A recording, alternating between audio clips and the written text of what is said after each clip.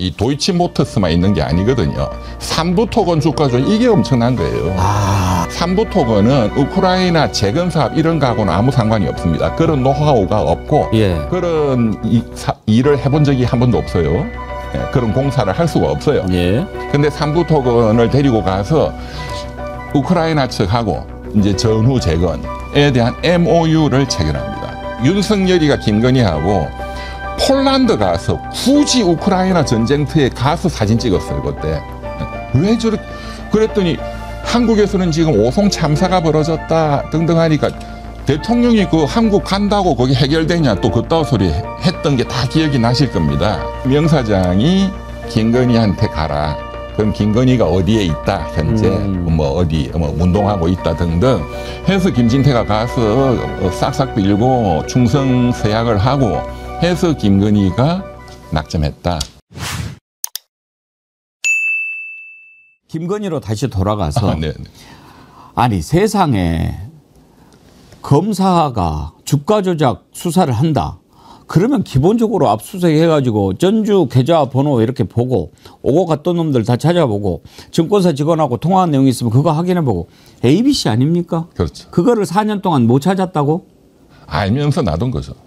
그렇죠. 압수수색을 해서 확보한 것은 최근에 특수본이 한 거는 맞는 것 같아요. 그런데 그게 있다는 거는 기존의 중앙지검 수사팀이 알고 있는 거죠. 예, 그거는 뭐 100%죠. 그렇게 하고도 그런 수사할 때에는 제가 옛날에 금융감독원에 처음에 좀 있었거든요. IMF 터지고 제 사법연수 마치고 첫 그 근무한 데가 그 금융감독원이었습니다. 그때 이제 그 김대중 대통령 때죠. 그 2000년. 그때 이제 금융감독원장 겸 그때는 금융감독위원회를 했는데 지금은 금융인데 금융감독위원장을 겸직했는데 그 이제 유명한 이현재 위원장 하셨고 그때 이제 그 제가 연수 마칠 때쯤 돼서 서울대학교 정운찬 교수님 이제 지도교수라서 제가 인사드리러 갔더니 너 잘됐네. 지금 그 이현재 장관이 전화가 조금 전에 왔다. 지금 IMF 이런 것 때문에 그 금융기관들을 많이 퇴출시켰잖아요. 그러니까 이제 그것도 수십만 명이 실업자가 됐으니까 그분들이 또 헌법소원을 많이 내고 그래서 경제도 금융도 잘 알고 그 제자 중에 정운찬 교수 제자 중에 혹시 변호사인 분 있으면 추천해달라.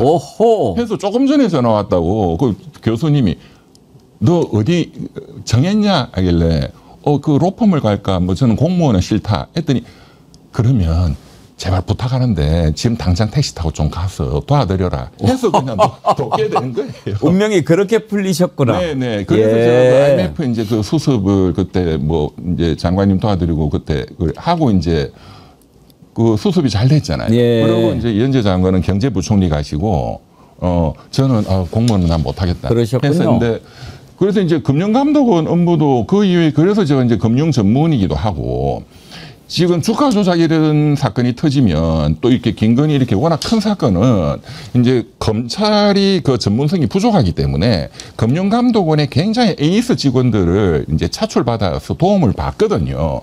그 사람들은 은행 어디에 뭐가 있다는 걸 다 알아요. 근데 그걸 놔둔 거죠. 정운찬 총리께서 최근에 책을 하나 펴내셨어요. 조순 총리 스승이잖아요. 제자죠. 나의 스승 나의 인생. 그래가지고 조순 전 총리 관련된 책을 이번에 펴내셨어요. 우리 그 정어리를 아주 사랑해 주시는 문웅 회장님이 정운찬 총리님한테 말씀을 하셔가지고 정운찬 총리께서 그 책 이렇게 친필 사인을 해서 또 저를 보내주셨는데 그 책 한번 꼭 읽어보시죠. 또 정운찬 총리님의 제자시군요. 알겠습니다. 그래서 이번에 이제 그게 드러났지 않습니까? 그야말로 이제 스모킹건이라고 할 수가 있죠. 이 정도면. 그러니까 김건희가 우울증 걸리고 입원을 하는 거예요. 우울할 수밖에 없죠. 그런데 그 금감원장에 지금 이복현이 특수부 검사 출신 아닙니까? 맞습니다. 이자를 보냈단 말이에요. 맞습니다. 그러면 김건희 주가 조작하고 이거하고 떼어놓고 생각할 수 있습니까? 그건 뭐 100%죠. 100%죠? 그 윤석열이가 그것 때문에. 그럼 이복현이 너 가서 김건희 주가 조작 그거 막아. 이게 최고 미션이네요. 그 제가 좀 자세히 말씀드리면 이 도이치모터스만 있는 게 아니거든요. 삼부토건 주가 조작 이게 엄청난 거예요. 삼부토건. 이복현이는 몇 주 전에 이제 그만뒀어요. 이제 근데 이백현이는 제 서울대 경제학과 후배입니다. 이제 경제학과 출신이고. 거기도 경제학과군요. 그런데 뭐 경제에 대해서는 모르고 그냥 검사만 했으니까. 네. 그래도 이제 뭐 경제학과 출신이고 하니까 또 전문성이 있는 것처럼 보인다 해서 이제 구세가 맞으니까 건강원장을 시킨 거거든요. 예. 무조건 검사를 시켜야 되니까. 그리고 김건희를 막아야 이제 실드를 쳐줘야 되니까 이 심각한 게 뭐냐 하면은 이제 윤석열이가 2022년 3월 9일 날 당선되고 5월 10일 날 취임했어요. 그때부터 지금 터져나오는 게 건진법사 통일교 만나서 캄보디아 뭐 이게 2022년 4월 달부터 이게 시작이 된 거거든요. 그리고 23년도가 됐어요. 그때부터 삼부토건 주가 조작이 시작됩니다. 예. 그러니까 23년도 여름에 7월 달에 터진 게 그 가슴 아픈 최상병 순직 사건 그리고 오송 지하차도 참사가 7월 달에 터졌거든요. 그 5월 달에 국토부 장관 원희룡이가 우크라이나 젤렌스키 부인이 한국으로 옵니다 또. 그리고 원희룡이가 우크라이나를 갑니다. 예. 그때 삼부토건 회장을 데리고 갑니다. 예. 삼부토건은 우크라이나 재건 사업 이런 거하고는 아무 상관이 없습니다. 그런 노하우가 없고 예. 그런 일을 해본 적이 한 번도 없어요. 예, 그런 공사를 할 수가 없어요. 예. 근데 삼부토건을 데리고 가서 우크라이나 측하고 이제 전후 재건에 대한 MOU를 체결합니다. 그러면 삼부토건 주가가 뛸 수밖에 없죠. 엄청나게 뛰었죠. 그 그래프 한번 보여주시면 예. 그거 보면 진짜 깜짝 놀래요. 예. 거래량이 폭증을 합니다. 한번 보죠. 와, 완전 저건 뭐 수직 예. 상승이네, 절벽이네. 우크라이나 재건 포럼 참석. 예. 뜨니까 바로 올라가잖아요. 2000 아래에 있던 게 5010까지 올라간 거네요. 그렇습니다. 그리고 7월 17일, 7월 달까지 위로 계속 올라와 있다가 내려오거든요. 네. 이제 이건 5월 달이고 7월 달에 윤석열이가 김건희하고 폴란드 그때 우리는 수해가 나서 난리인데. 근데 잠깐만요. 저게 5천까지 올라갔던 게 최저가 478원까지 떨어졌어요. 지금 상장 폐지됐습니다. 상폐됐어요? 네. 그러면 저때 샀던 사람들은 어떻게 돼요? 이게 92%가 다 개미 투자자거든요. 토탈 2, 3천억 정도가 다 그냥 휴지가 된 거죠. 저러니까 주가 조작한 놈들은 사형시켜야 돼요. 그렇습니다. 근데 저때 지금 7월 17일 저때가 지금 최상병 사건이 터지고 오송 사건이 터질 때예요. 저때 윤석열이가 김건희하고 폴란드 가서 굳이 우크라이나 전쟁터에 가서 사진 찍었어요. 그때. 왜 저렇게 그랬더니 한국에서는 지금 오송 참사가 벌어졌다 등등 하니까 대통령이 그 한국 간다고 거기 해결되냐 또 그따위 소리 했던 게 다 기억이 나실 겁니다. 저때 그 삼부토건 주가 조작범들은 최소 100억 이상의 차익을 실현했습니다. 100억이 뭡니까 지금? 최소. 저때 예. 이제 예. 그 금감원이 발표한 게 그렇습니다. 이복현이가 예. 저때는 숨겼죠. 예. 그리고 24년 작년 1년 동안은 이제 비상겸 내란 준비를 했고 이복현이가 올해 2월 달에 이제 정권은 바뀐다는 거 명백해졌고 올 2월 달에 와서야 비로소 이런 거래 이상 거래가 있었다. 금감원이 이거를 포착했다. 2년 지나가지고. 그리고 사표 내고 나갔죠. 그러니까 이복현이도 뭐 공범으로 의심할 수밖에 없고. 공범인 거죠. 아니, 지가 모르는 거 하라고 보낸 거죠. 그리고 이 주가 조작은 검사들은 사실은 그 전문적인 전문성이 떨어져요. 이런 걸 분석할 수 있는 거는 금융감독원 직원들이 최고 에이스들이죠. 그렇죠. 예. 그래서 지금은 남부지검 금융범죄수사팀. 예. 그거 또 이제 건진법사 그거는 코인 수사하다가 확대됐기 때문에 그 이제 가상자산이죠. 가상자산 범수단에서 지금 그걸 하고 있고 또 금융감독원도 지금 이런 거 다 조사하고 있죠. 지금 와서. 예. 그러니까 이제 남부지검이 제일 전문성이 있지만 그래도 검사들 잘 모릅니다. 그래서 이제 금융감독원이 오면 금방금방 되거든요. 이복현이도 이게 다 알고 있었죠. 본인이 금융감독원장인데. 그러니까요. 다 보고받았죠. 근데 말씀 듣다 보니까 이제 그런 수법을 많이 쓰잖아요. 우크라이나 갈 때 옆에다 앉혀놓고 뭐 저기 하고 그러는데 지금 또 제가 기억나는 게 윤석열 김건희가 베트남을 갈 때 김건희 옆에인가 한세실업인가 거기 부회장을 앉혔어요. 네, 네. 젊은 친구. 그 한세실업은 또 뭡니까? 잘 몰라요. 그래요? 네. 그런 식으로 이렇게 왜냐하면 속에 있는 이쪽에는 최태원이 앉았어요. 그러면 최태원급을 또 이쪽에 맞은편에 앉혀야 되잖아요. 근데 한세실업인가 거기 부회장을 젊은 친구로 앉혔어요. 이런 건 장난치는 거 아닙니까? 한세. 그건 100%입니다. 예. 대통령이 해외 순방하는데 그 여러 뭐 대기업 회장이다 뭐 이런 경우는 뭐 괜찮은데 이름도 없는 이상한 기업가가 앉았다? 그거는 100%입니다. 이명박, 박근혜 때 다 똑같았어요. 장난치는 거죠. 예. 그런 식으로 해가지고. 뭐 예를 들어서 21거래는 비슷한 거겠죠. 그렇죠. 그렇죠. 이야. 그래서 이제 지금 다 이렇게 드러나게 됐는데 저는 뭘 말씀을 드리려고 하냐.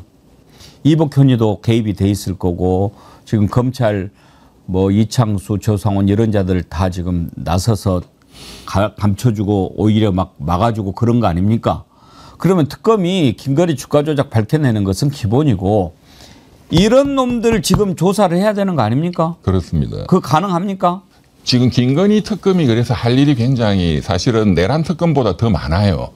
내란 특검은 언론에도 많이 알려져 있고 덩치 큰 것들은 또 뭐 특수본에서 또 많이 했기 때문에 좀 빈 것만 하면 되는데 김건희 특검은 완전히 처음부터 하는 거거든요. 그래서 또 제목도 많고 어쨌든 간에 좀 제한된 시간이지만 한 6개월 정도니까요. 김건희 특검 그 특검보 수사관님들한테 좀 화이팅 하시라고 격려하고 싶습니다.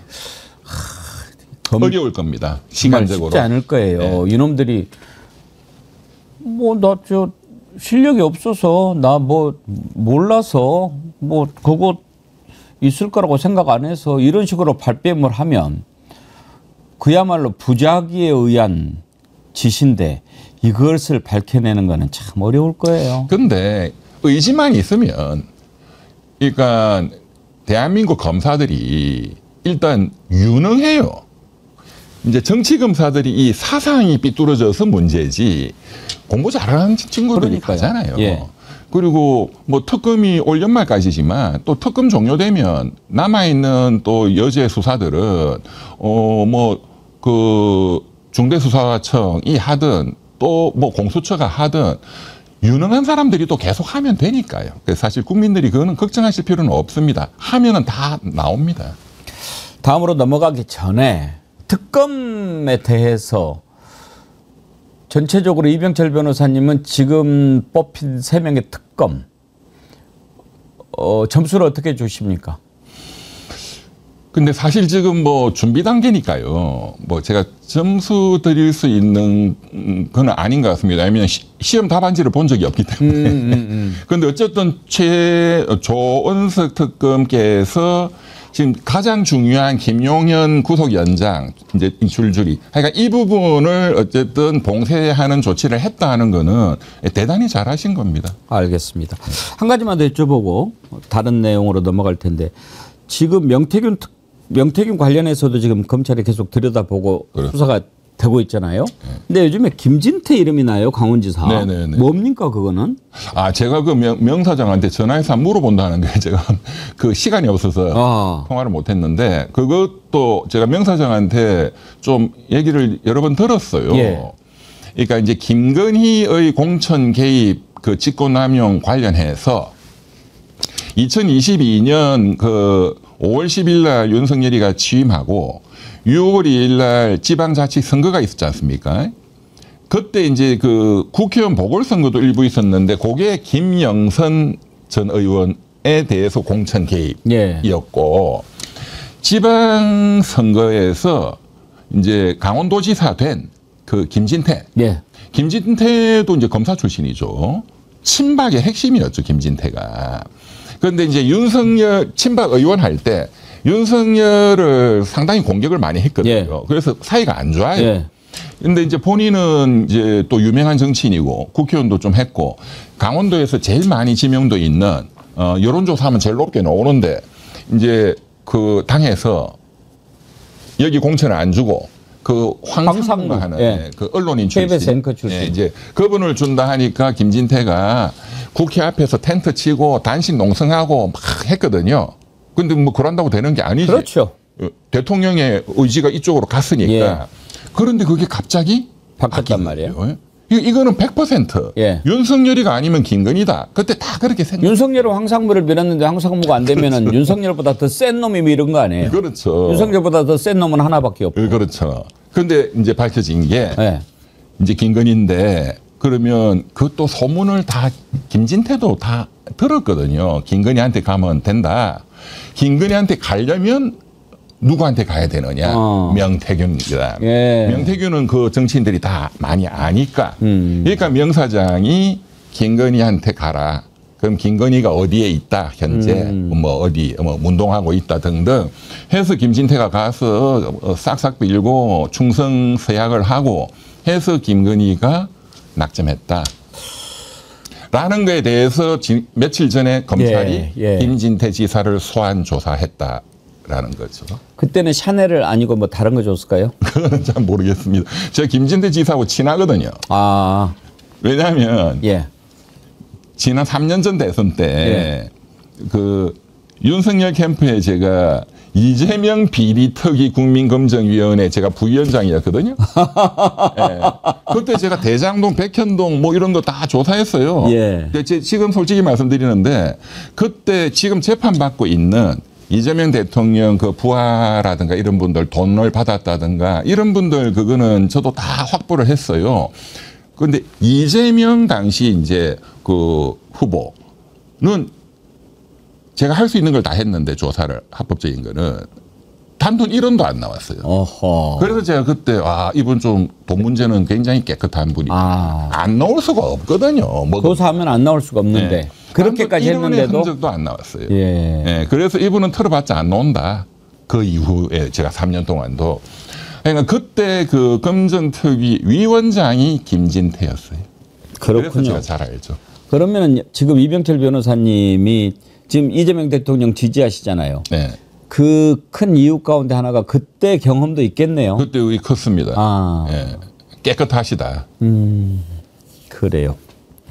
알겠습니다. 이제 특검에 기대를 해보고 지금 이제 이재명 대통령 얘기 나온 김에 이번에 이제 순방을 마치고 돌아왔는데 그럼 순방이 아니고 해외 방문하고 왔는데 그 점수는 얼마나 주십니까? 저는 대통령 이번에 뭐 G7 그 순방은 뭐 A 플러스.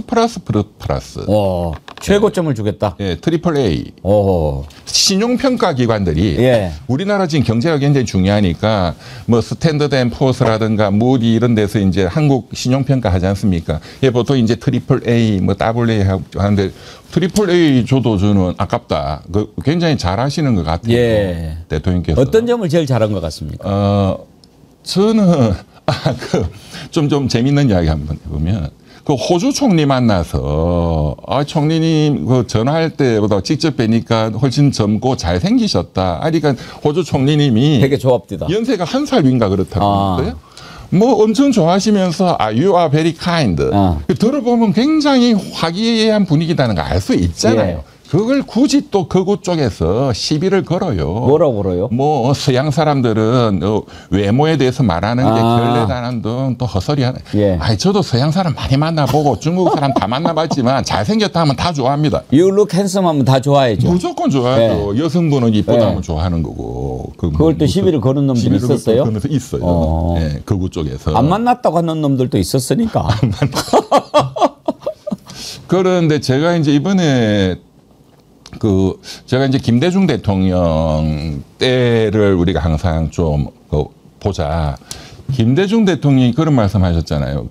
또 그때 이제 IMF라는 그 엄청난 국난을 떠안은 대통령으로 시작했는데 우리나라가 지리적으로는 약소국이다. 4대 강국에 또 둘러싸여. 그러나 우리가 이 지정학적으로는 강대국이 될 수 있다. 와, 정말 대단한 통찰이죠. 지리적으로 약소국이나 지정학적으로 우리가 잘하면 지금 IMF도 당했지만 우리가 세계적인 강대국도 될 수 있다. 그 이후에 많은 정권을 겪었지만 또 우리 내란도 극복하고 이재명 대통령께서 어쨌든 G7의 초청을 받아서 초청국 자격으로 간 거잖아요. G8 정도의 느낌을 저는 받고 국민들도 다 그렇게 이해하실 그렇죠. 거예요. 네. 또 가셔서도 굉장히 나이스하게 정상들하고 연설도 굉장히 잘하신 것 같고 그래서 제가 그 김대중 대통령이 말씀하신 우리가 시리적으로 약소국이지만 지정학적으로는 4대 강국을 잘 활용하고 세계적인 그런 강한 나라가 될 수 있다는 게 지금 이제 실현되고 있구나. 제가 그런 생각을 했습니다. 그래서 굉장히 좀 가슴이 조금 울컥했어요. 예. 그래요. 아주 좋은 김대중 점수를 대통령이 하늘에서 보시면 예. 굉장히 흐뭇해하시지 않을까. 예. 좋은 점수를 주셔서 이제 돌아와서 또 추경하고 또 쉬는 시간이 없이 계속 이렇게 움직이는 걸 보고 걱정하는 국민들도 있습니다. 건강을 잘 챙기셔야 되는데 네, 그렇게 네. 하는데 추경이라든지 또 이렇게 민생 지원금 지급하고 이런 것에 대해서도 지금 국민의힘이 좀 반대하고 그렇지 않습니까? 반대 엄청 하죠. 예. 모든 걸 시비 걸죠. 그 방향은 어떻게 보세요? 아니, 당연히 해야죠. 해야 되는 거죠. 네. 지역 화폐도 해야 되고. 그런데 예. 이제 이거 이제 시청자들께 좀 경제학적인 거를 좀 말씀을 드리려는데 이제 이렇게 반대하죠. 아니 지금 생활 물가, 서민 물가가 엄청나게 지금 폭등해서 서민들이 고통스러워한다. 집값이 서울 수도권 아파트값이 난리다. 그런데 돈 풀면 여기 부채질 할 거냐? 들으면 맞는 것 같잖아요. 그리고 한국은행은 또 금리를 내리고 있고 지금 당신들 제정신이냐? 들어보면 맞는 것 같거든요. 그게 전혀 틀린 거예요. 예. 지금 지난주에도 말씀드렸지만 이 서민 생활 물가. 예. 이거는 우선은 지난 6개월 동안 지금 윤석열 정권 기획재정부부터 놀아버린 거예요. 이거는 미시적인 대책을 내야 됩니다.